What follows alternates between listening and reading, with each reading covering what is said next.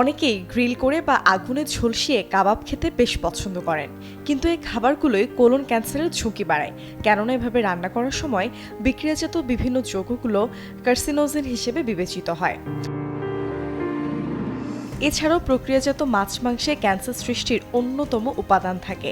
Heterocyclic অ্যামাইনস ও polycyclic aromatic hydrocarbon হলো এমন সব রাসায়নিক যৌগ যা মাছ মাংস উচ্চ তাপমাত্রায় রান্নার সময় তৈরি হয়। সসেজ, হ্যাম, বেকন, হটডগ সহ বিভিন্ন ফাস্টফুড এবং প্রক্রিয়াজাত মাংসেও প্রিজারভেটিভ ব্যবহার করা হয়। এটি উচ্চ তাপের সংস্পর্শে কার্সিনোজেন গঠন করে, যা পাকস্থলীর ক্যান্সারে ভূমিকা রাখে। কার্বোহাইড্রেট সমৃদ্ধ অতিরিক্ত প্রক্রিয়াজাত করা খাবারেও অনেক বেশি কার্সিনোজেন যৌগ থাকে।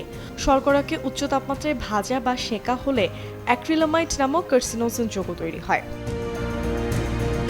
তাই লাগাম টানতে হবে ফ্রেঞ্চ ফ্রাই, ক্র্যাকার, চিপস, তেলে ভাজা বিস্কুট, চানাচুর এমন সব খাবার থেকে। এই খাবারগুলো নিয়মিত খেলে পরিপাকতন্ত্রের ক্যান্সার এবং কোলন ক্যান্সারের ঝুঁকি বাড়ে।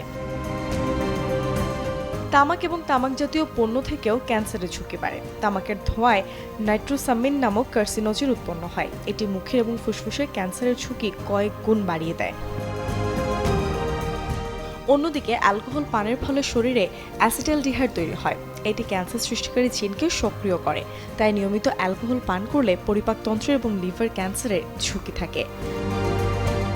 Desk report, channel 24।